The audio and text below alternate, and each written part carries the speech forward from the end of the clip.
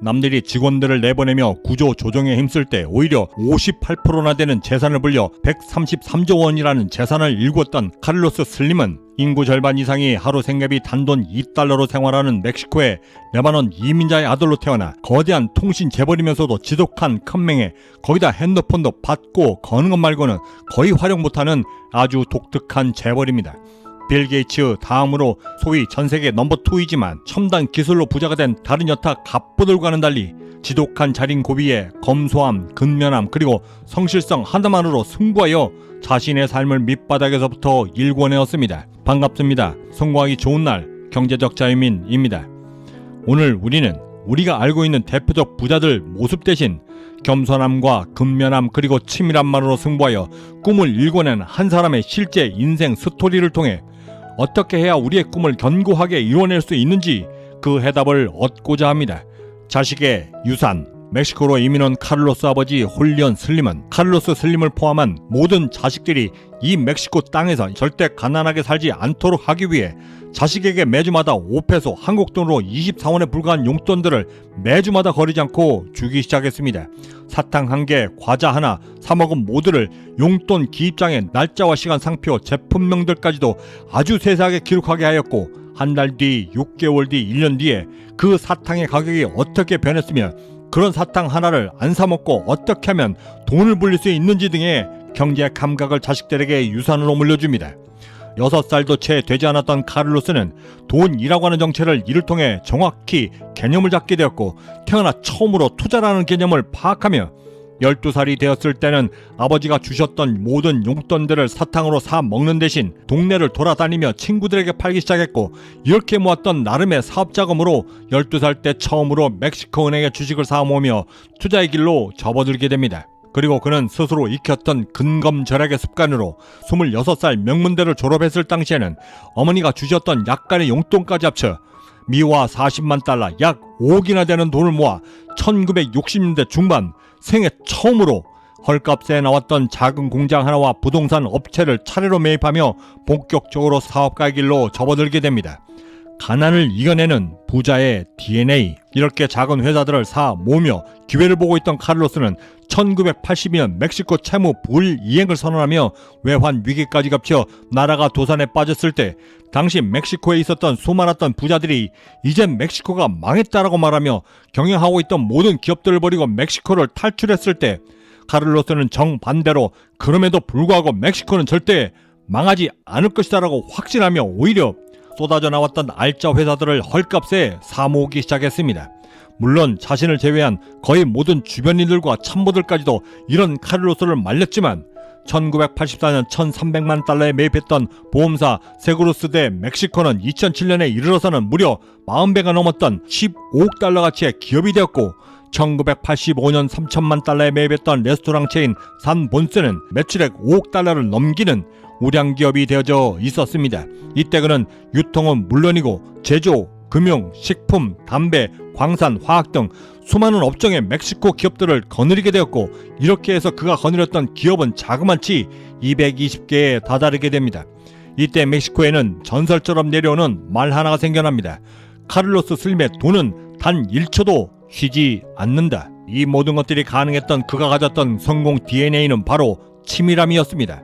그리고 그 치밀함은 자신의 주머니에서 돈이 나갈 때마다 그 어느 때보다 신중하게 글을 만들어 나가기 시작했습니다.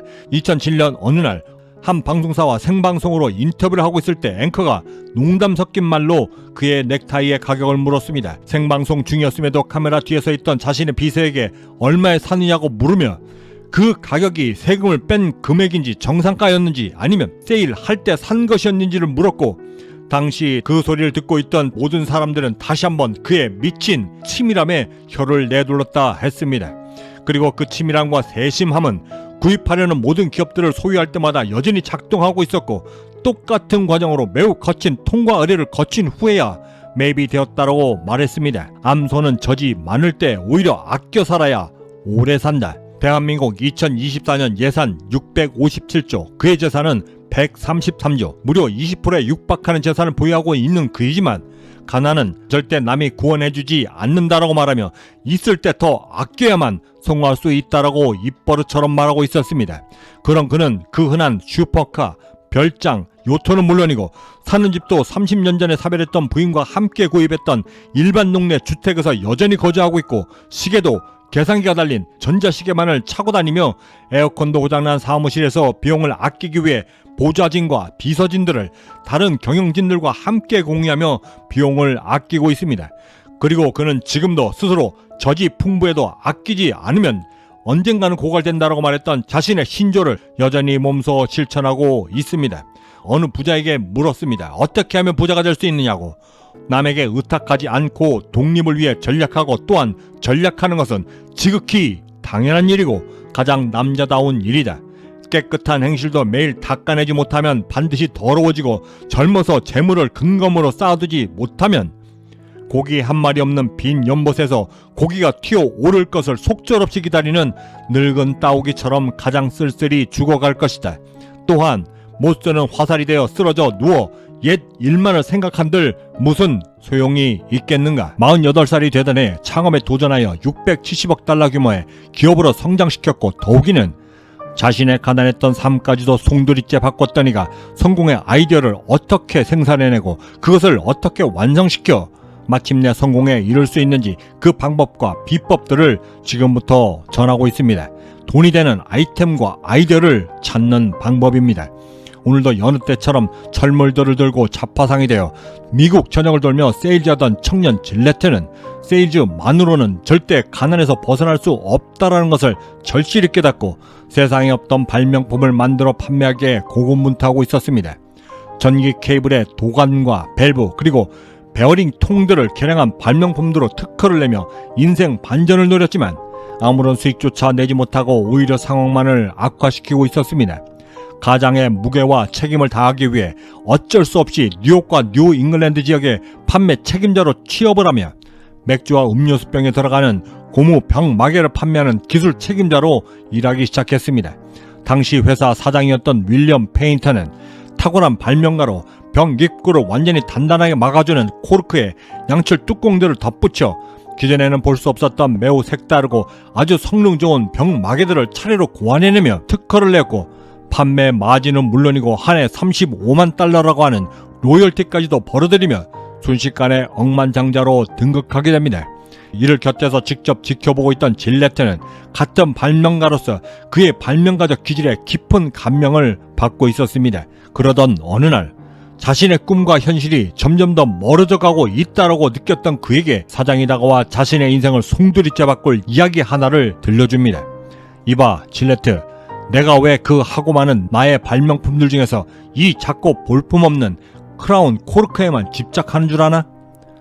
거기에는 아주 무서운 비밀들이 숨겨져 있지. 돈을 벌려면 말이야.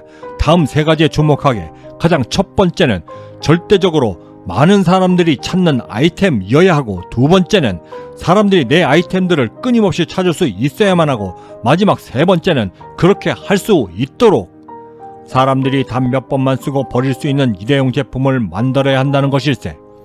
이 말을 듣고 있던 질레트는 며칠 동안 고민하게 되었고 사장에게 다시 반문하기 시작했습니다. 말씀 주셨던 그 세 가지 조건에 부합되는 돈 되는 아이템을 찾으려 했지만 사장님께서 발명하셨던 그 좋은 코르크나 바늘 혹은 핀들과 같이 이미 시장엔 돈 되는 일회용 용품들이 수두룩했습니다. 이에 사장 페인터는 웃으며 이렇게 답변했습니다. 내가 언제 그 아이템들을 찾는 것이 쉽다라고 말한 적 있었나? 당연히 절대 쉽지 않지. 계속해서 고민하고 또 고민하며 또 찾아보시게. 대신 불현듯 스쳐가는 아이디어가 생각날 때면 절대 놓치지 말고 그 즉시 시행에 옮기게. 건투를 비내 질레트. 그렇게 고민의 세월을 보내던 질레트는 어느덧 40살이 되었고 그날도 여느 때처럼 출근하기 위해 거울 앞에 서서 비싼 돈을 주고 이발사에게 갈았던 3인치나 되던 무겁고 불편했던 면도칼을 집어들고 비누칠이 잔뜩 묻혀져 있던 두툼한 자신의 수염들을 깎기 시작했습니다. 워낙 크고 불편했던 당시 면도칼은 단 몇 번만으로도 벌써 턱에 상처를 내기 시작했고 피가 묻혀져 있던 그 무식한 면도칼을 내려다보며 질레트는 순간적으로 당시 사장이 자신에게 해주었던 그 세 가지의 성공 조건, 모든 사람들이 필요하고 반드시 다시 찾으며 쉽게 버릴 수 있는 일회용 아이템. 그 목소리가 자신의 뇌리를 스쳐 지나가며 강철로 만들어 튼튼하게 만들고 이발사나 칼장수에게도 갈지 않아도 되며 더욱이는 쓰고 바로 버릴 수 있는 일회용 면도칼을 만들기로 결심합니다. 그는 곧바로 사장이 말한 것처럼 자신의 아이디어에 맞는 제품들을 만들어줄 사람들을 찾아 나섰고, 그렇게 자신이 생각했던 시제품들을 만드는 데만 꼬박 6년을 투자하며 자신의 꿈을 키워갔습니다. 그러면서 그는 이미 감당조차 힘든 빚더미에 올라서게 되었고, 회사를 운영하며 운영 자금을 보충하기 위해 여러 파트타임을 쉬도 없이 뛰었지만 이를 충당하기에는 너무나 역부족이었습니다. 그때를 회상하며 그는 이렇게 이야기했습니다. 처음 야심차게 출시했던 첫 제품은 참담하다 못해 낯뜨거울 정도로 대실패를 맛보게 되었습니다. 당시 제가 받았던 스트레스는 마치 사용을 기다리고 있는 사형수와 같았고, 매일 출근할 때마다 마치 벽을 등지고 서 있는 사형수가 되기 위해 가는 것처럼 출근을 했고, 아침마다 사무실 앞에 진치고 있었던 채권자들은 마치 나에게 사형을 집행하는 사람들처럼 서로 순번을 기다리며 그 기회만을 엿보고 있었습니다. 그 숨조차 쉬기 힘들었던 상황에서도 저는 단 한 가지만큼은 절대적으로 지켜내고 싶었습니다. 내 생명과도 같은 지금의 아이디어를 저 야수와 같은 채권자들의 발에 짓밟히게 하거나 팔려나가 쓰레기처럼 취급받지 않도록 해야겠다라고 결심했던 것입니다. 절치부심하던 질레트는 여전히 2만 달러나 되는 빚을 지고 있었던 존 조이스라고 하는 자신의 사업을 여전히 후원해주고 있던 사업가에게 달려가 염치불구하고 자신의 사업에 재투자해줄 것을 부탁하기 시작했습니다. 너무나 절박하고 진심이었던 그가 내밀었던 아직 다듬어지지 않은 시제품보다는 그가 보여주고 있던 그 절박함과 간절함에 감동을 하며 그 자리에서 그는 다시 재투자해줄 것을 약속하게 됩니다. 그리고 1903년 드디어 자신의 이름을 건 질레트 안전면도기를 48살이 되던 해 출시를 하게 되었고, 판매 첫 해 면도기 51개, 여기에 끼워져 판매되었던 면도날은 168개. 매우 저조했던 판매량을 거두었음에도 불구하고 그는 오히려 회심의 미소를 지으며 여전히 오불을 주고 자신의 안전면도기를 구매해주고 있다라고 하는 그 신락 같은 희망과 가능성이 되어 그 다음엔 더욱더 개선되고 개량된, 그리고 더욱더 값싼 가격으로 신제품을 출시하였고, 9만 개의 면도기, 1240만 개의 면도날 판매라고 하는 기적을 선물 받으며 드디어 질레트 면도기의 전성기를 알리게 됩니다.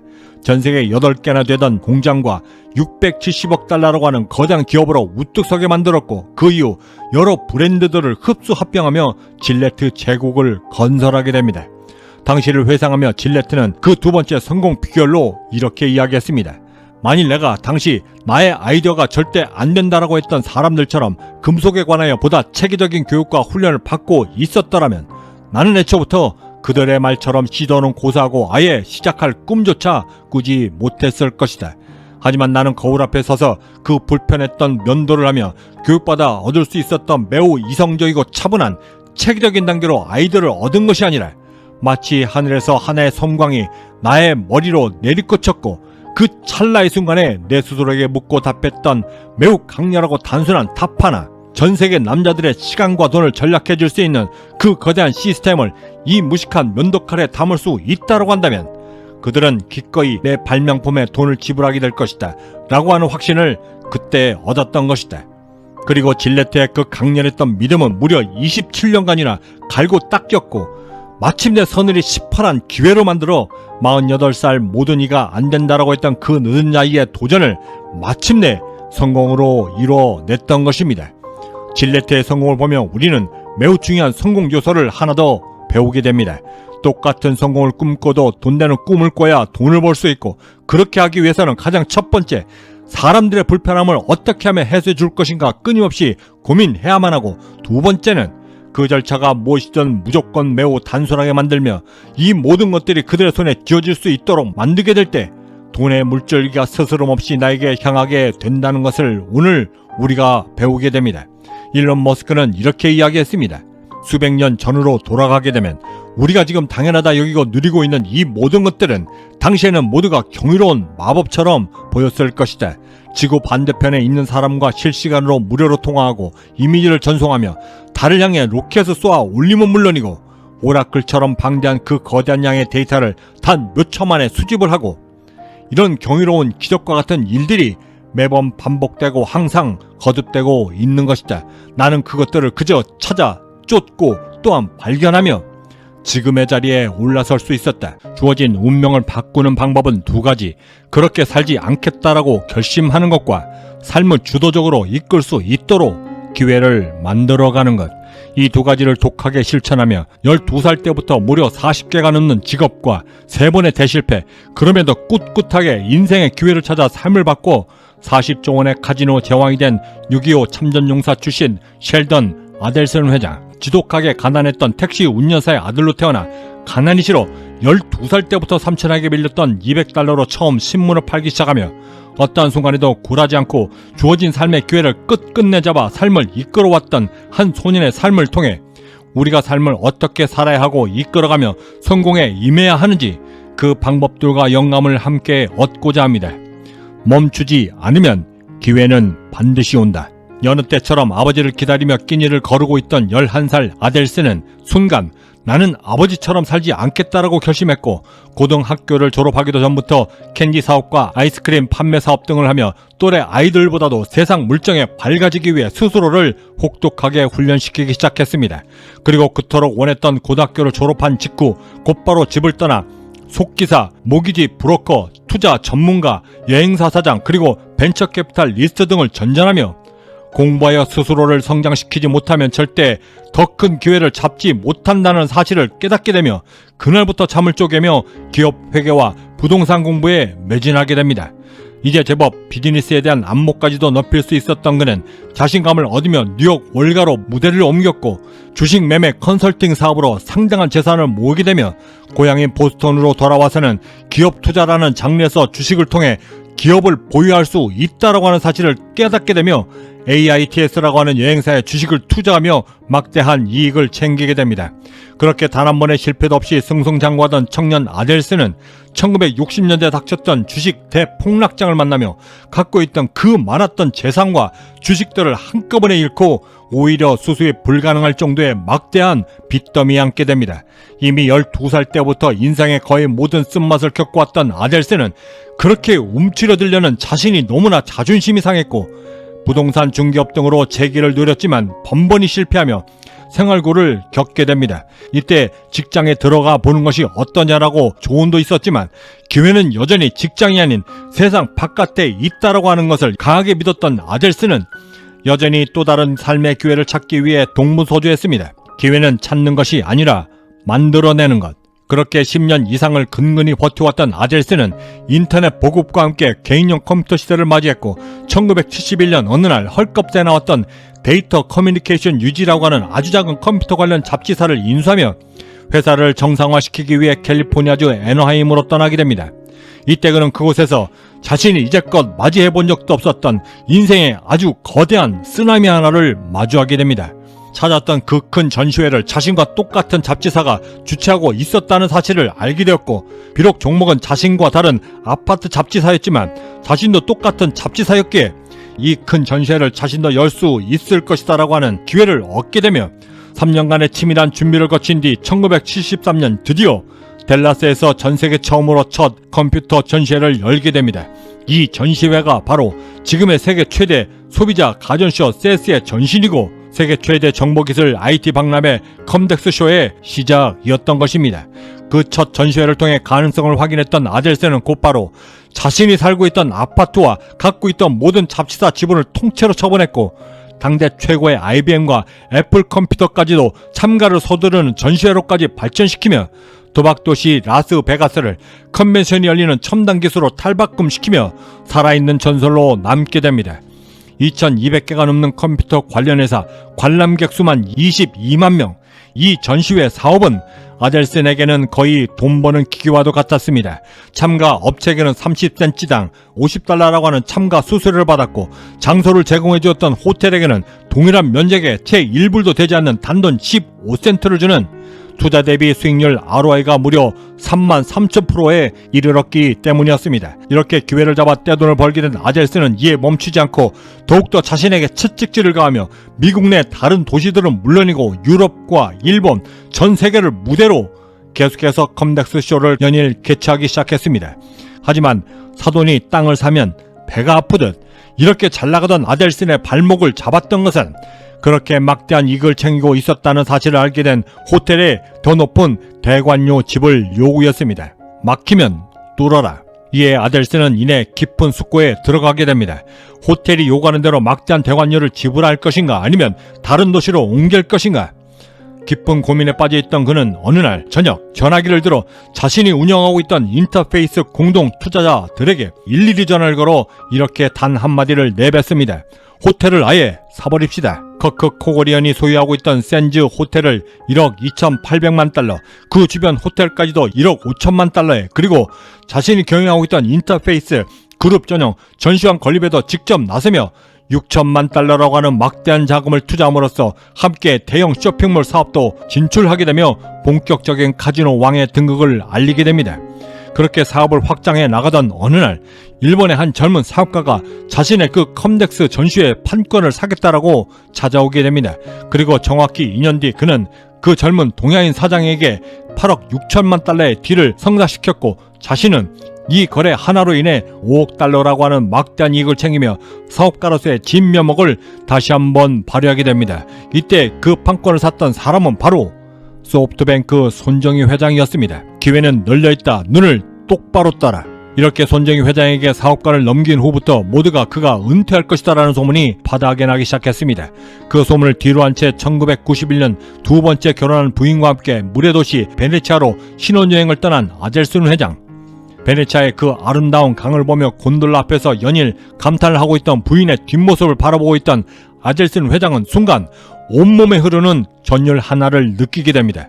마치 노다지를 발견한 것처럼 흥분에 돌아왔던 그는 돌아오는 즉시 소유하고 있던 라스베가스 샌즈 호텔 모두를 완전히 허물고 그 자리 위에 부인이 그토록 감탄에 맞이하지 않았던 베네치아의 모두를 완벽한 모습으로 그대로 다 옮겨버린 것입니다.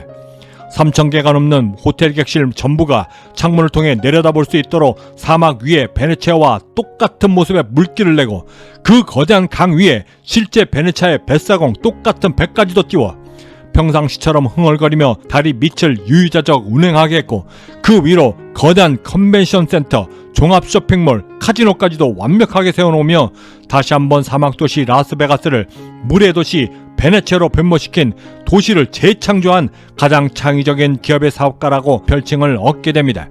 이후 그는 마카오 카지노 시장이 개방된다는 소식에 가장 먼저 달려가 베네치아의 성공을 그대로 옮겨놓았고 신도시 지역인 코타이 지역에 7억 달러를 쏟아부어 바다를 매립한 후에는 그 곳 위에 제2의 베네치아를 다시 옮겨놓으며 세간의 주목을 받게 됩니다. 또한 2016년 9월에는 샌즈 코타이 샌즈를 인근에 파리 에펠탑을 거의 실사이즈대로 옮겨놓아 파리지엔 호텔 리조트를 개장하였고 2만 객실 모두를 단번에 만석시키며 카지노 제왕이라고 하는 별명까지도 함께 얻게 됩니다. 가난이 무엇보다도 싫어 혼자 지냈던 외로웠던 12살 소녀는 평생을 기회를 쫓았고 반드시 성공하여 운명을 바꾸겠다라고 했던 자신의 꿈의 주인공이 결국 되었던 것입니다. 이랬던 그가 정작 유명했던 것은 그렇게 막대한 부를 쌓았음에도 정작 자식들에게는 단 한 푼의 용돈도 주지 않았고 공부를 열심히 하거나 교우 관계가 개선이 되면 포인트를 혹은 반대로 바람직하지 못한 행동을 했거나 거짓말을 했을 때는 포인트를 삭감하며 남은 포인트로만 생활하도록 만들었던 것입니다. 그렇게 자식들에게도 또 다른 기회를 얻도록 기회를 남겼던 그는 2010년 1월 87세의 나이로 타계하게 됩니다. 오늘 우리는 삶에서 남들이 보지 못한 기회를 찾는 것이 얼마나 성공을 이루는 데 중요한가를 그의 삶을 통해 배웠습니다. 또 다른 기회로 성공에 이르는 여러분의 오늘을 진심으로 응원합니다. 삶이란 지금 당면한 문제들을 해결하면서 살기엔 너무나 아깝습니다. 최소한 삶의 이유 정도는 찾아야 맞는 것이겠죠. 아침에 눈을 뜨면 펼쳐질 아주 새로운 삶, 미래에 대한 기대들, 왜 보통의 경우 출세하지 못하는 것일까요? 그것은 수많은 사람들이 그들의 문에 기회가 찾아와 문을 두드릴 때 그 기회들을 맞이하는 대신 뒷뜰에 나가 먼저 네잎 크로바를 찾으려 하기 때문인 것입니다. 성공이라고 하는 것은 결국 준비와 기회가 서로 조우하고 만나야 꽃 피울 수 있는 것임을 꼭 기억해 주시기 바랍니다. 미 명문대학교 UCLA에서 공학과 경영학 그리고 경제학까지 두루 전공했었던 한 전도 유망한 대학생은 재학 중에 스카우어라는 음악 파일 공유 사이트를 창업하고 얼마 지나지 않아 미 영화협회, 음반산업협회, 미국 전체 음악 출판 협회로부터 저작권 침해로 2,500억 달러의 소송을 당하게 됩니다. 당시 22살이었던 그는 절대 감당해낼 수 없었던 그 판결로 인해 생애 처음으로 파산 선고를 당하게 되고 그토록 힘겹게 들어갔던 그 명문 대학조차 중도에 하차하고 맙니다. 그리고 그 이후 17년 동안 회사를 몇 번이나 창업하고 또한 실패를 거듭하였고 기업 가치 510억 그리고 개인적으로도 60억 달러의 자산가가 되며 미국 400대 부자들 중에서도 재산 증가율이 가장 빨랐던 1위 부자로 등극하며 전대미문의 공유 운송 네트워크 서비스 우버를 창업하며 화려하게 재기합니다. 그를 지칭하는 말들, 자신이 세운 우버에서 쫓겨난 퇴출자, 우버 기사와 막말 논란을 벌였던 창업자, 직장 내 성추문, 가혹한 기업 문화 창시자, 그 모든 어두운 면면이 있음에도 불구하고 우리가 오늘 그에게 주목해야만 하는 이유는 밟히고 짓이겨도 절대 죽지 않고 다시부터 생존해내고야만 하는 그의 꺾이지 않는 도전정신과 생존 방식이 우리의 성공에 지금 그 어떤 때보다도 절실하고 필요하기 때문입니다. 새로운 도전을 시작하는 우리를 향해 트래비스는 가장 첫 번째 생존 전략으로 돈 앞에서는 모두를 평등하게 줄 세워라 라고 말해주고 있습니다. 이렇게 2,500억 달러로 파산 선고를 맞이하게 되었던 대학생 트래비스는 주위 걱정에도 아랑곳하지 않고 오히려 주눅들기는커녕 곧바로 다시 똑같은 음악 파일 공유 서비스 사업을 기존의 동업자들을 설득하여 다시 시작하게 됩니다. 단지 달랐던 오직 한 가지가 있었다라고 한다면 그것은 이번에는 자신을 파산으로 이끌었던 방송국과 영화사 사람들을 대상으로 불법이 아닌 완전히 합법적인 방법으로 그들의 자료들을 공유해주는 서비스를 제공하는 앱을 거꾸로 창업했다는 것이었습니다. 그리고 그때 그는 이렇게 이야기했습니다. 스카우어 이후 저는 레드 수시라는 회사를 곧바로 다시 창업했습니다. 나에게 엄청난 액수의 돈을 요구했던 그 소송자들에게 똑같은 기술로 그들이 오히려 나에게 돈을 지불하도록 만들고 싶었습니다. 복수죠. 일종의 복수. 결국 그는 자신만의 탁월했던 승부사 기질로 좌절 대신 생존을 선택했고 성공과 돈을 위해서라면 자신을 실패로 몰아넣었던 사람들까지도 내 사람으로 만들어야만 성공할 수 있다라고 우리에게 지금 강변하고 있는 것입니다. 우리는 보통 우리에게 해를 끼친 사람들을 보면 오히려 더 멀리하고 등지려는 습성이 있습니다. 하지만 돈 앞에서는 적도 동지도 평등하게 줄을 세워야만 성공이 더 가깝게 다가설 수 있다라고 그 냉엄한 현실을 우리에게 지금 가르쳐주고 있는 것입니다.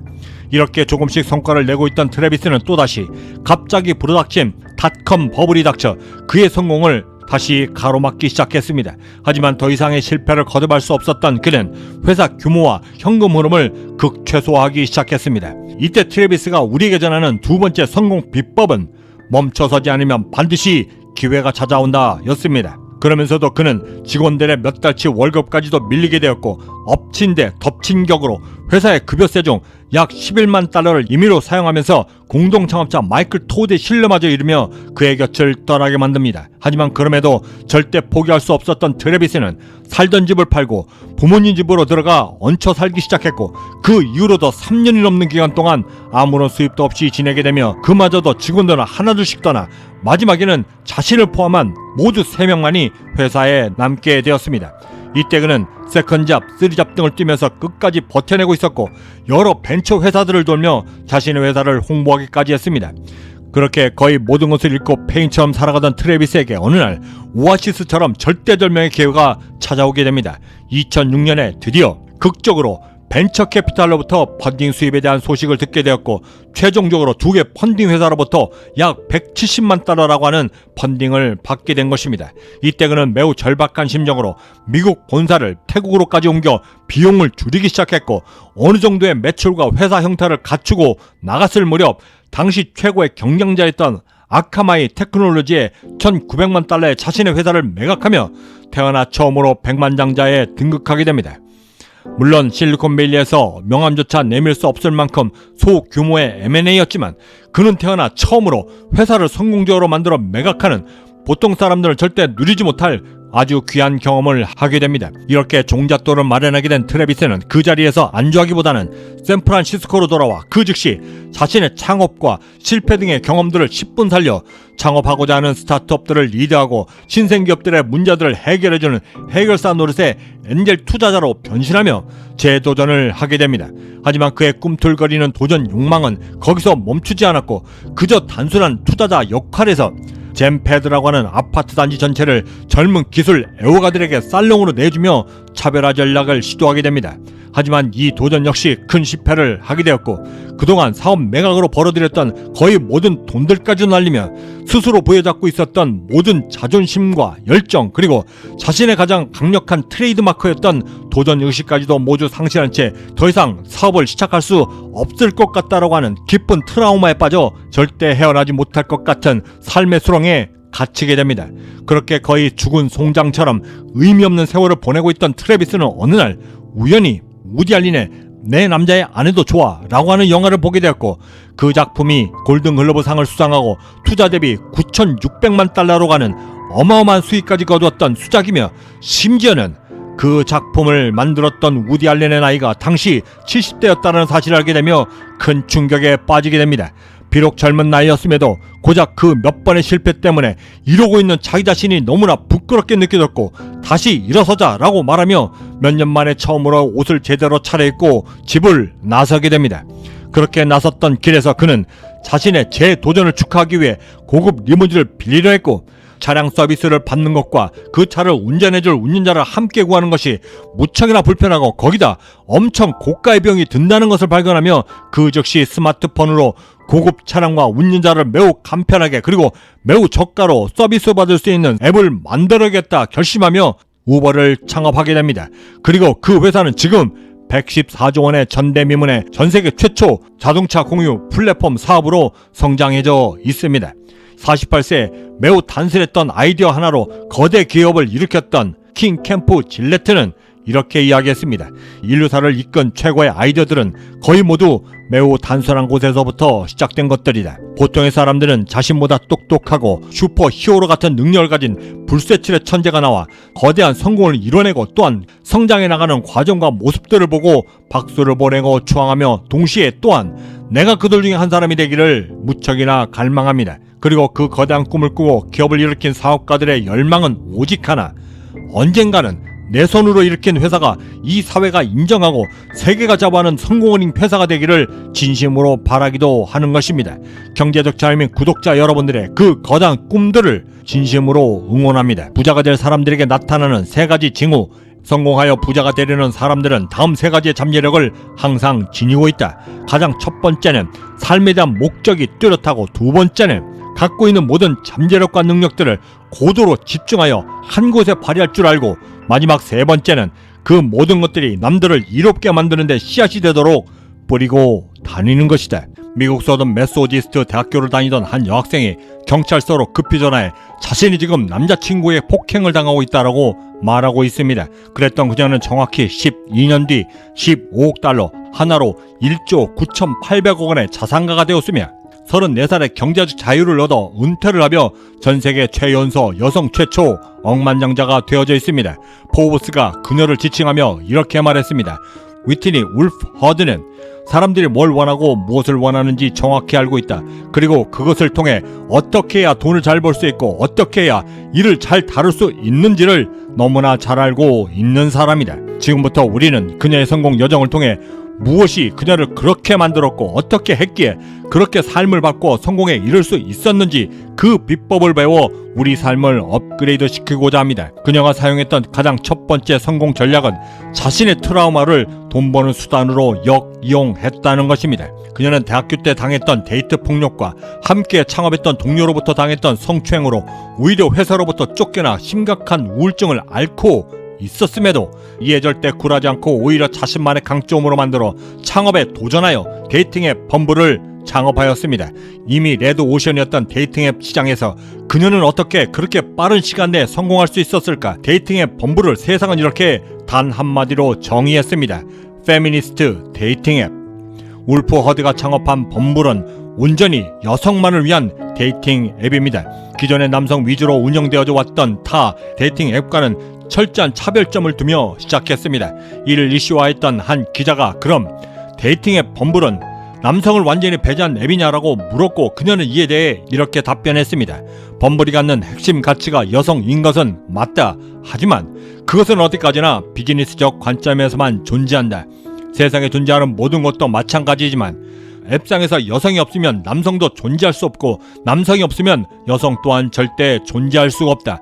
이 둘의 관계가 잘 형성되지 못하면 절대 비즈니스적으로 성공시킬 수도 없다. 나는 그 점을 그 누구보다도 잘 알고 있었던 것이다. 이를 위해 그녀는 총 5가지의 성공 요인을 선택했고 집중하며 자신만의 영역을 빌드업하기 시작했습니다. 그중 가장 첫 번째 차별화는 데이트 시작의 모든 권한을 여성에게만 부여하여 모든 앱상에서의 관계에서 여성이 먼저 말을 걸어야만 데이트가 시작될 수 있도록 만들었고, 두 번째는 여성들이 장거리 연애를 기피한다는 사실에 주목하며 이를 철저하게 봉사할 수 있도록 오로지 근거리 위치 기반으로만 관계가 형성될 수 있도록 프로그래밍하였습니다.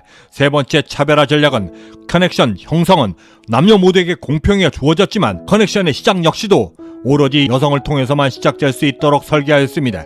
그리고 네 번째 차별화는 울프워드 자신이 겪었던 과거의 성차별과 데이트 폭력 등의 그 어두웠던 과거들을 그 앱 속 깊숙이 투여시켜 남자 쪽에서 집요하게 연락하지 못하도록 여성이 24시간 내에 연락하지 않으면 자동적으로 그 커넥션이 완전히 소멸될 수 있도록 여성들을 철저히 보호했다는 점입니다. 그리고 마지막으로 그녀가 선택했던 최고의 차별화 전략은 바로 모든 여성들에게 용기를 심어 주었다는 점이었습니다.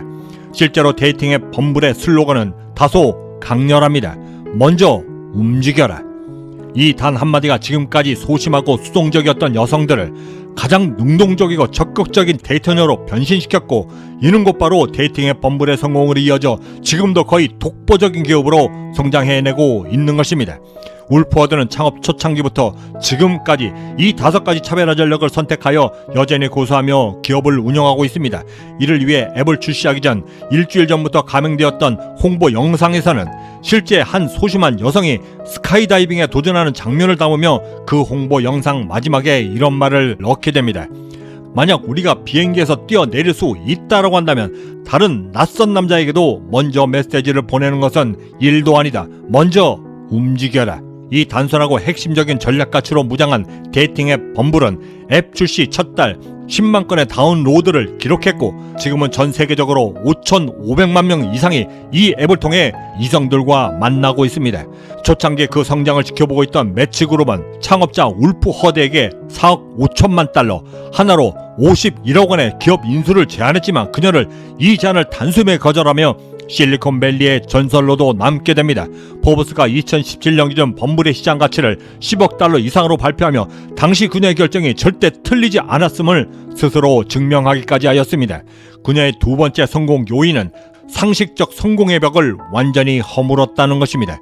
그랬던 그녀 역시도 일과 사랑 모두를 성공시킨 성공한 여성들의 롤 모델로 인정받고 있습니다. 그녀는 자신의 성공 비결로 일과 사랑, 가정 그 모두의 경계를 완전히 허물어 모두에게 집중할 수 있었기에 가능했다 말하였습니다.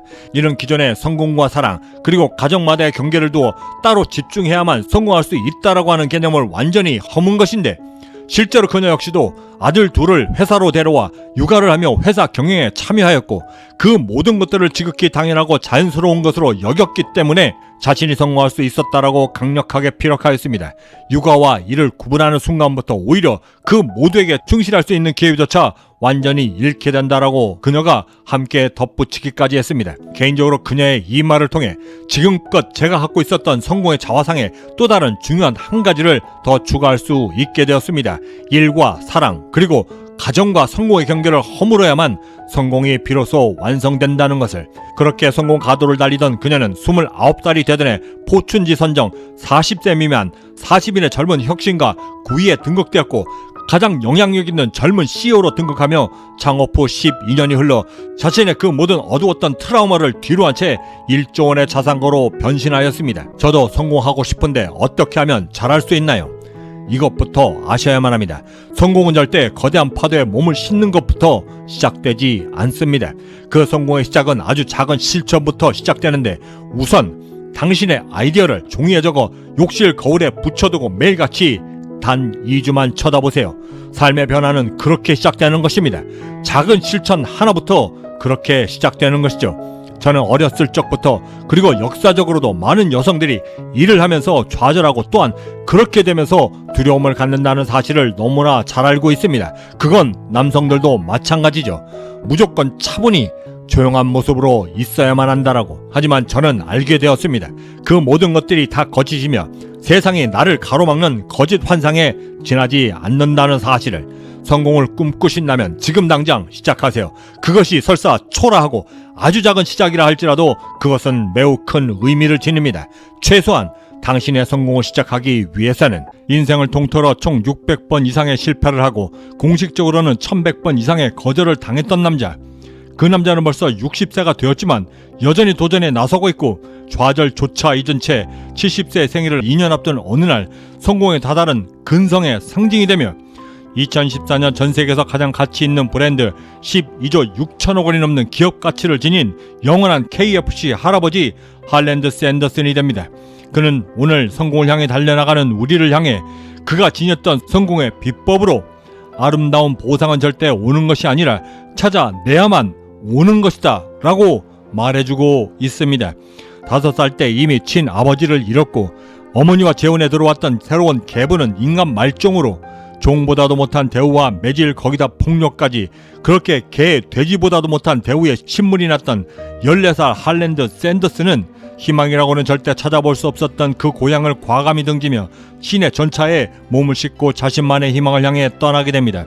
그리고는 40살이 넘어서까지 이렇다 할 직장도 성공도 없이 살아가던 어느 날 멈추지 않는 한 희망도 절대 멈추지 않는다. 그렇게 거의 거린처럼 거리를 방황하고 있던 소년 샌더슨은 어느 날 벽에 붙어있던 군 입대 광고를 보게 되며 오로지 먹고 사는 문제를 해결하기 위해 16세 나이였음에도 불구하고 자신의 입대 나이까지 속여가며 미 육군에 자원 입대하게 됩니다. 하지만 여전히 불행의 그림자가 그를 떠나지 않아서였는지 아니면 그 작은 사치조차 허락되질 않았는지 청년 샌더슨은 곧 병에 걸리며 군대에서 쫓겨나게 됩니다. 이윽고 19살이 되며 가정을 꾸렸고 새 아이의 아버지가 되었지만 하는 사업과 직장마다에서 매번마다 쫓겨나고 망하며 생계의 위협까지 받을 때에는 아기를 받아주는 산파 역할까지도 하며 돈을 벌어 가족들을 부양하게 됩니다. 하지만 그럼에도 그는 넘어설 때마다 해도 자신이 멈추지 않는 한 자신의 희망도 절대 멈추지 않을 것이다 라고 하는 믿음 하나만을 믿고 오늘도 여전히 불도저처럼 다시 일어나 자신의 인생 속 안으로 뚜벅뚜벅 걸어 들어갔습니다. 하지만 그때마다 그의 성급하고 다혈질적인 성격은 항상 그의 발목을 잡았는데 그토록 힘겹게 들어갔던 직장에서조차도 그의 다혈질적인 성격들 때문에 한 달을 넘기기가 무섭게 쫓겨났던 것입니다. 기회가 찾아오다. 그러던 와중에 40살이 되었고 경제적으로 조금씩 여유가 생기면서 틈이 나는 대로 연구해왔던 여러 요리법 등을 바탕으로 켄터키즈 코빈 국도의 한 주유소 앞에 초라한 식당 하나를 차리게 됩니다. 주유를 하기 위해 찾아왔던 트럭 운전사들을 상대로 빠르고 간편하게 먹을 수 있는 햄과 스테이크를 팔기 시작했고 조금씩 도전의 성과를 얻기 시작했습니다. 그러면서도 그는 절대 현실에 안주하지 않았고 오직 자신만이 만들 수 있는 새로운 메뉴를 끊임없이 개발하며 다음의 도전을 다시 준비하기 시작했습니다. 그러던 어느 날 드디어 기존에는 아예 있지도 않았고 보통 사람들이 생각지도 못했던 매우 빠르면서도 기름을 완전히 빼 바삭거림이 매우 남달랐던 후라이드 치킨 요리법 하나를 스스로 만들어냈고 일명 압력솥 방식의 치킨 요리법이라 칭하며 거기에 자신만의 소스 총 11가지 비밀 재료들까지도 함께 넣어 마침내 출시하게 됩니다. 이를 맛보았던 요리평론가 던컨 하인즈가 1939년 전미 맛집으로 그 샌더스의 식당을 선정하며 극찬을 하기 시작했고 드디어 유명세를 조금씩 타기 시작했습니다. 그리고 그 유명세는 당시 켄터키주 주지사까지도 직접 방문하게 만들었고 식사를 직접 했던 주지사의 호평과 함께 그에게 명예 호칭인 대령이라는 영광도 함께 수여하게 됩니다. 그리고 그는 그렇게 자신에게 몰려들었던 유명세를 또 다른 도전으로 삼기 시작했고 그가 지녔던 동물적 사업 감각을 총동원하며 켄터키주 상원의원회까지 출마하게 됩니다. 하지만 안타깝게도 단 2자릿수의 차이로 그의 또 다른 도전은 거기서 멈추게 됩니다. 601번째 도전. 그렇게 언제까지나 승승장구할 것만 같았던 그의 성공은 제2차 세계대전 앞에서 너무나 어이없이 단 한순간에 무너지게 됩니다. 그토록 힘겹게 쌓아왔던 모든 재산도, 확장을 거듭해 나갔던 식당들마저도 모두 잃고 폐업하며 다시 한번 완전히 빈털터리가 되고 맙니다. 그의 나이 65세 때였습니다. 그렇게 마지막 식당을 정리하던 샌더스는 자신의 주머니에 손을 넣어 갖고 있던 전재산 105달러를 손에 쥐고 물끄러미 쳐다보기 시작했습니다. 그리고 한참을 서 있던 샌더스는 뭔가를 결심한 듯 식당 뒤편 뒷문으로 달려가 식당에 아직까지도 남아있던 모든 주방 도구와 조리 용품들을 깡그리 들고 나와 트럭 뒤편에 잔뜩 그 모두를 싣기 시작했습니다. 그리고 그는 그때부터 680번이 넘는 거절에도 여전히 굴하지 않았고 자신의 메뉴가 얼마나 가치있고 상품성이 있는가를 입에 신물이 나도록 팔러 미국 전역을 돌아다니게 됩니다. 그렇게 681번째 또 다른 도전에 대한 거절을 준비하고 있던 어느 날 저녁, 묵고 있던 허름한 모텔로부터 전화 한 통을 받게 됩니다. 그 사람은 다름 아닌 지금의 웬디스를 창업했던 데이브 토머스였고, 자신의 웬디스 식당에서 샌더스 당신의 그 요리법으로 만든 치킨을 직접 판매한다는 조건으로 치킨 한 조각당 4%, 당시 가격으로 0.04달러의 로열티를 지급받는 조건으로 합의를 하며 극적으로 기사회생하게 됩니다. 이는 훗날 미국 남부의 한낱 가정식에 불과했던 매우 사소했던 치킨 요리 하나가 미국 전역으로 그리고 전 세계까지 확산되게 만들었던 계기가 되게 됩니다. 그렇게 다른 사람들의 식당에서 자신의 요리를 팔고 있던 샌더스에게 다시 한번 기회 하나가 찾아옵니다. 식당 체인 사업가였던 피트 하머니, 그에게 제안을 하며 지금의 KFC 이론음을 드디어 만들게 되었던 것입니다. 그의 나이 이미 70하고도 5년이 지난 때였습니다. 그렇게 매장을 넓혀가고 있던 샌더스는 1964년 한 지역 사업가 존 와이 브라이언 잭 매시에게 자신의 지분 모두를 팔게 되었고, 동시에 자신 자체가 바로 KFC 자체라고 말하며 항상 메고 다니던 웨스턴 타이, 거기에 항상 즐겨 입던 흰색 양복, 특유의 염소 수염, 거기다 아예 흰색으로 염색했던 자신의 그대로를 하나의 초상권으로 만들어 그 초상권의 로열티를 받는 조건으로 함께 넘기며 다시 한번 사업가적 기질을 발휘하게 됩니다. 그의 나이 이미 80을 넘겼을 때였습니다. 잠들지 않는 도전. 그렇게 고령이었음에도 여전히 활발한 도전을 즐기고 있던 그에게 한 기자가 그 왕성함의 비결을 물었습니다. 그 숱한 실패에도 불구하고 여전히 도전할 수 있는 나의 비결은 바로 당시 16살 때 나이를 속여 입대했던 군대 생활 습관을 지금까지도 지켜오고 있다라고 말하며 다시 한번 세상의 주목을 받게 됩니다. 그렇게 영원히 지속될 것만 같았던 그의 도전은 1980년 급성 백혈병이 찾아와 향년 90세에 안타깝게도 멈추게 됩니다. 하지만 세상은 그의 영원할 것만 같았던 그의 강렬했던 도전을 여전히 몹시나 아쉬워하고 있었고, 전 세계 KFC 매장 앞에서 그리고 매장을 열었던 켄터키주 주 의사당 앞에 동상이 되어 더욱이는 만인이 사랑하는 슈퍼 히어로의 멤버가 되어 그리고 미국 어머니 나라의 섹시가이로 재탄생되며 그의 도전을 계속해서 기억하고 있었습니다. 그랬던 그의 묘비 앞에 누군가가 이런 쪽지 하나를 남겼습니다. 이곳에 도전이 잠들다. 지금 우리의 도전의 모습은 어떤 모습인가?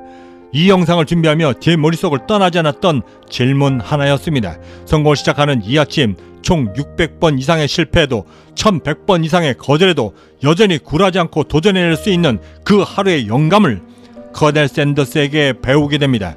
성공의 하루를 시작하는 이 아침에 커넬 샌더스가 그 첫 번째 도전을 시작하는 우리에게 이렇게 마지막 충고를 남겼습니다. 만약 당신이 지금 실패하고 있다라고 한다면 그것으로 다음번엔 더 잘할 수 있는 방법을 찾기 바랍니다. 연봉 4,500만원, 아파트 월세도 내지 못했던 한 청년은 동료 2명과 함께 26세 창업에 나서 43살에 40조 원에 가까운 기업 가치를 지닌 사업으로 일궈냅니다. 그 숱한 위기 속에서도 매우 보잘것없던 삶을 살았던 그가 어떻게 지금의 자리에 올라설 수 있었을까? 브라이언 체스키는 자신이 갖고 있던 그 위기관리 능력의 가장 첫 번째 방법으로 우리에게 바퀴벌레처럼 생존하라 라고 말해주고 있습니다. 한참을 승승장구하던 자신이 창업한 에어비앤비는 기업 공개를 앞두고 있었고 전 세계를 강타했던 코로나로 14억 6,600만 명이 넘던 국제 여행객 수가 4억 명으로 수직 하락하며 기업 공개는 물론이고 전 세계에서 환불 요청이 쇄도하기 시작했습니다. 이때 브라이언 체스키는 기존에 추진하고 있었던 호텔과 교통, 럭셔리, 숙박 관련 사업 그리고 미디어 등의 사업 진출까지도 모두 철회시켰고 기존 회사 인력의 4분의 1, 1,900명을 해고하기 시작하며 자신을 포함한 임원들의 임금들까지도 50% 혹은 전액 삭감하며 돌파구를 마련하기 시작했습니다. 이렇게 피토하는 구조 조정을 하며 본래의 주력 사업에만 집중을 하기 시작했는데 이때 그는 분명 답이 있을 것이다 라고 하는 자신의 믿음 하나에 의지한 채 하루 종일 자신의 회사 에어비앤비 홈페이지만을 뚫어지게 쳐다보고 있었습니다. 그런데 그때 그의 눈에 비쳤던 희망과 같았던 빛 하나가 보이기 시작했는데 그것은 바로 사용자들 사이에서 지금껏 단 한 번도 본 적이 없었던 새로운 검색 트렌드가 보이기 시작했던 것입니다. 코로나로 지쳐 있었던 여행객들은 기존의 먼 해외여행 대신 자신이 살고 있던 거주지에서 가장 가까운 여행지를 찾으려 그 검색량을 점점 더 늘려가고 있었고 이를 발견했던 브라이언 체스키는 그 자리에서 벌떡 일어나 직원들을 한데 모으고 단 한 달 만에 그 방대한 그 홈페이지를 전면 개편하면 물론이고 회사 매출 전략까지도 전면 수정하며 가까운 곳으로 떠나자라고 하는 캠페인을 펼치기 시작했던 것입니다.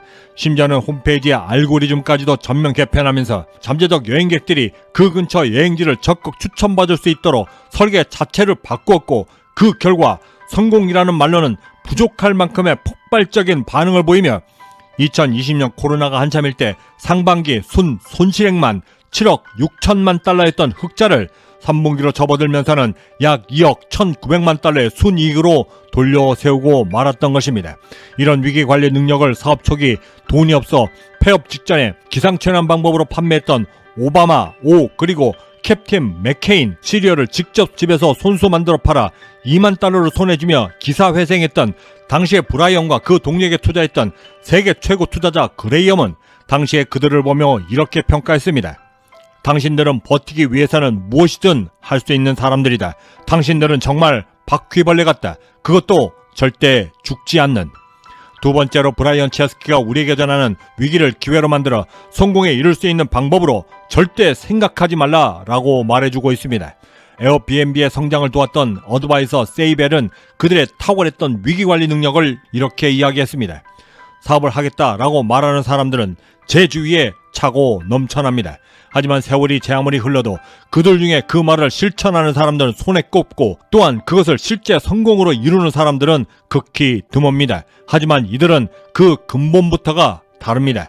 어떤 사람들은 이들이 이토록 민첩할 수 있는 이유가 그들이 매우 젊기 때문이다라고 말하지만 제 오랜 투자 경험과 어드바이서 경험으로 비춰볼 때 그것은 결코 나이 때문이 아니었습니다. 이들은 아이디어가 떠오르면 그 아이디어를 수립하기 위한 기획에 절대 많은 시간을 투자하지 않습니다. 그 즉시 런칭을 하죠. 제가 볼 때 이들이 그 수많았던 위기를 극복해낼 수 있었던 가장 큰 원동력은 그들만이 갖고 있는 그 즉각적인 실행이 바로 허용되는 그들만의 조직 문화에 있다라고 저는 믿습니다. 친구 개비와 함께 지냈던 아파트에서 같이 살던 룸메이트가 떠나 그들이 공동으로 부담했던 아파트 임대료가 부족하여 방값을 낼 수 없었던 상황이 되었을 때 그들은 컨퍼런스에 참석하려던 참가자들이 호텔은 물론이고 지낼 방조차 구하지 못하고 있다라고 하는 그 신락 같은 단서 하나에 기대어 그 즉시 에어 매트리스 3개를 구입했고 차별화를 위해 아침 식사를 제공하며 비록 허접하지만 웹사이트를 구축하고 이를 블로거들을 통해 홍보하며 최초 3명의 고객들을 유지했고 전혀 기대치 못했던 1,000달러를 손에 쥐고는 그 사업 가능성을 그나로 점쳐 에어비앤비를 창업했던 것입니다. 미국에서 가장 영향력 있는 기업인으로 손꼽히는 시드니 프리드먼은 이렇게 이야기했습니다. 성공한 사람들 모두는 각자만이 갖고 있는 가장 큰 약점들을 하나둘씩 갖고 있다. 그들이 성공할 수 있었던 가장 큰 장점은 자신이 갖고 있던 그 결점들을 자신의 성공에 매우 유리하도록 이용할 줄 알았던 사람들이다. 현재의 위기가 불안한가? 지금의 위기를 당신의 성장 발판으로 만들고 삼아 결국 도약할 기회로 반드시 만들라. 그러면 그 기회는 당신에게 가장 큰 축복이 될 것이다. 세 번째로 브라이언 체스키가 제시하는 위기를 성공의 기회로 삼아 성공할 수 있는 방법은 꿈의 우선순위를 정하라 였습니다. 우리가 알고 있는 최초의 비행기를 만든 라이트 형제에겐 당시 굉장한 경쟁자가 하나 있었습니다. 사무엘 폰 랭리 박사. 그는 하버드를 졸업한 당대 최고의 전문가이며 천재에 가까운 사람이었습니다. 거기에 자신의 막강한 인맥들을 동원하여 시대를 앞서갈 수 있을 만큼의 최고의 전문가 기술 집단까지도 갖고 있었는데, 하지만 결국 비전문가이자 대학 졸업은 물론이고 돈이 없어 허름한 창고에서 폐기계에서 뽑아낸 부품들로 비행기를 조립했던 라이트 형제에게 인류 최초 비행자라고 하는 타이틀을 넘겨주게 됩니다. 랭리 박사는 절대 무능한 사람이 아니었습니다. 그 누구보다도 성실했고 그 누구보다도 우수한 과학 실력을 갖췄으며 자금 또한 미국 군성에서 지원받아 매우 풍족했지만 결국 그는 자신의 꿈을 이뤄내지 못했습니다. 나중에 그는 자신의 실패 요인을 이렇게 말하였습니다. 솔직히 고백한다. 나는 그저 비행기를 만들어 세상에 내세워 유명해지고 싶었고 돈을 벌어 부자가 되고 싶었다. 그랬던 그의 꿈과는 달리 라이트 형제의 꿈은 그 동력 비행선을 통해 인간도 결국 날 수 있다. 언젠가는 사람들이 하늘을 나는 그 세상을 반드시 보고 싶다라고 말했고 세상이 더욱더 발전하기를 진심으로 바랬습니다. 그 단 한 가지 욕심 때문에 그들은 여전히 1000번 이상의 실패를 해도 계속해서 앞으로 전진할 수 있었고 그 무모한 도전은 결국 인류사의 길이 남을 역사의 꿈이 되었던 것입니다.